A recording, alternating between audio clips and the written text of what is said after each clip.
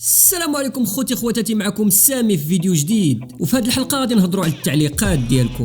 نزلوا كاملين لتحت وعبروا في لي كومونتير. بغيت كل واحد يقول داكشي اللي في خاطرو، وحتى انت اللي عزيز عليك تقرا لي كومونتير بحالي.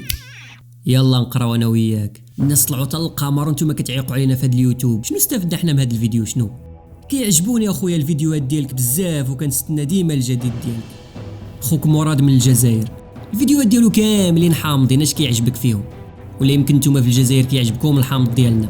حيت النيفو ديالنا حنا المغاربه هارب عليكم. فاش هاربين علينا في الزين اللي فيكم؟ والجزائر بزاف عليك يا المروكي.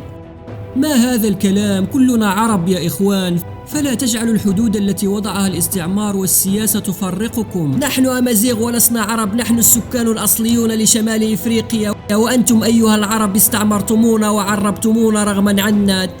تبا لكم ولعروبتكم.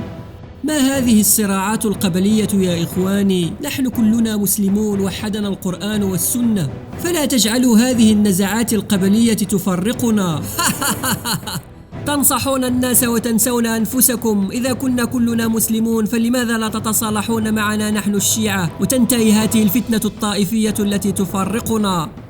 أنتم الشيعة كفار ولا كلام معكم. الشيعة أشرف منك يا وهابي يا كلب.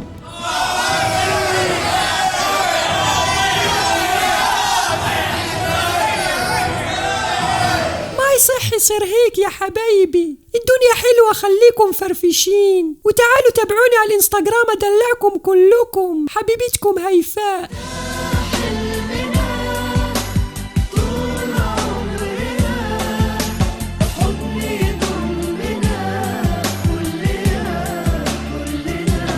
يجي هاك وبالله تستنوني غير نكمل الفيديو. لاشين مشات احمدي بسلامة.